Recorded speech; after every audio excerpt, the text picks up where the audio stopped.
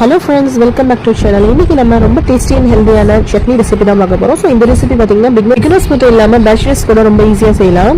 இந்த ரெசிபி பாத்தீங்கன்னா இட்லி தோசைக்கு மட்டும் இல்லாம வேட்டி தோசைக்கும் சம்பகாமவும் இருக்க போது நம்ம சேனலை பத்தி ஃபர்ஸ்ட் டைம் பாக்குறீங்கன்னா மறக்காம சப்ஸ்கிரைப் பண்ணி வச்சுக்கோங்க. guys, இந்த ரெசிபிக்கு தேவையான இன்கிரிடியன்ட் என்னன்னு பார்த்தலாம். நெக்ஸ்ட் நம்ம ஸ்டவ் ஆன் பண்ணி ஒரு பேன் வச்சுக்கலாம். அதுல வந்து 3 டேபிள் ஸ்பூன் நல்லெண்ணெய் ஆட் பண்ணிருக்கோம். சோ சட்னி அப்படின்னு சொல்லும் போது நம்ம என்ன பண்ணுவோம், நல்லெண்ணெய் ஆட் பண்ணி தான் எப்பவுமே செய்வோம். நம்ம வந்து பூண்டு இதுல ஆட் பண்ணிக்கலாம். ஒரு கையளவு பூண்டு எடுத்திருக்கேன், ஒரு கையளவு சின்ன வெங்காயம் எடுத்திருக்கேன்.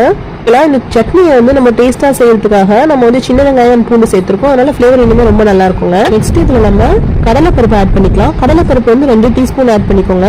2 டேபிள் ஸ்பூன் ஆட் பண்ணிக்கோங்க. இது மாதிரி நல்லெண்ணெய் ஆட் பண்ணி நம்ம வதக்கி செய்யும் போது டேஸ்ட்டுமே ரொம்ப நல்லா இருக்குங்க. ஸ்கூலுக்கு போற டைத்துல மார்னிங் பிரேக்ஃபாஸ்ட் செஞ்சீங்கன்னா, தோசை, இட்லி, வெரைட்டி தோசை அந்த மாதிரி செஞ்சீங்கன்னா கண்டிப்பா இந்த ரெசிபி ட்ரை பண்ணி பாருங்க.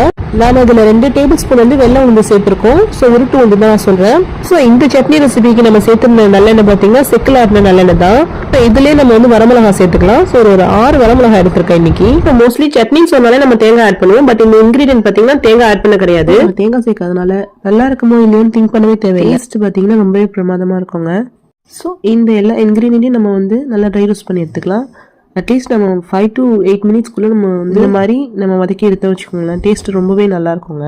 ஏன்னா நம்ம டைரக்டா செய்யறதை விட இந்த மாதிரி செய்யும் போது நம்ம சேர்த்திருக்க சின்ன வெங்காயம் பூண்டோட டேஸ்ட் வந்து கூட்டி கொடுக்குங்க. இதுவரை நம்ம வந்து உப்பு சேர்த்துக்கலாம். வந்து 1 டீஸ்பூன் கல் உப்பு சேர்த்திருக்கோம். இதுலயே நம்ம வந்து மல்லி, புதினா, கருவேப்பிலை இருக்கு பாருங்க. அதை நம்ம சேர்த்திருக்கோம். நல்ல ஃபிளேவர் இன்னுமே ரொம்ப நல்லா இருக்குங்க. ஒரு டைம் இந்த சட்னி நீங்க செஞ்சுட்டீங்க வச்சுக்கோங்களேன், அடிக்கடி செய்ய ஆரம்பிச்சிருக்கீங்க, டேஸ்ட் ரொம்பவே அல்ட்டியா இருக்குங்க. இப்போ உங்களுக்கு நம்ம சேர்த்திருந்த எல்லா இன்கிரீடியன்ட்டும் நல்லா ஆறிடுச்சு. இதை நம்ம வந்து மிக்ஸி ஜார்ல போட்டு நம்ம பிளெண்ட் பண்ணி எடுத்து வந்துடலாம்.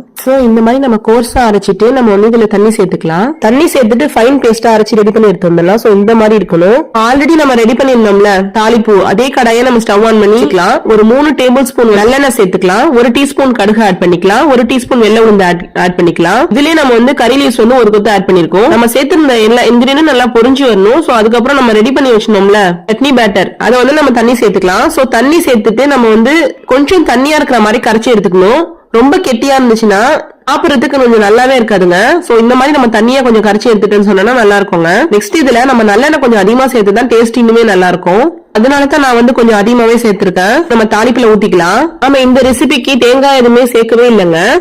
இந்த சட்னி ரெசிபிக்கு நம்ம தேங்காய் சேர்க்காதனால டேஸ்ட் நல்லா இருக்குமோ நல்லா இருக்கும் நீங்க யோசிக்கவே தேவையில்லை. டேஸ்ட் ரொம்பவே அல்ட்டியா இருக்குங்க. ஆனா நீங்க செய்யற சட்னி வந்து நீங்க ஃப்ரெஷ்ஷா செய்யும் போது தான் டேஸ்ட் இன்னுமே ரொம்ப நல்லா இருக்கும். ஆக்சுவலா நீங்க முதல் நாள் நைட்டே நீங்க ப்ரிப்பரா நீங்க சின்ன வெங்காயம் பூண்டு இதெல்லாம் ரெடி பண்ணி வச்சிட்டீங்கன்னா மார்னிங் வந்து நீங்க வதக்கிட்டு அழகா கையோட செஞ்சிடலாங்க. ரொம்ப அதிகமா டைம் இருக்காது. அண்ட் பிகினர்ஸ் கூட ரொம்ப ஈஸியா செய்யலாங்க. நார்மலா இட்லி தோசைக்கு மட்டும் இல்லாம வெரைட்டி தோசைக்கும் நல்ல காம்பவா இருக்குங்க. கண்டிப்பா ட்ரை பண்ணி பாருங்க. கேழ்வரகு தோசை, கம்பு தோசை,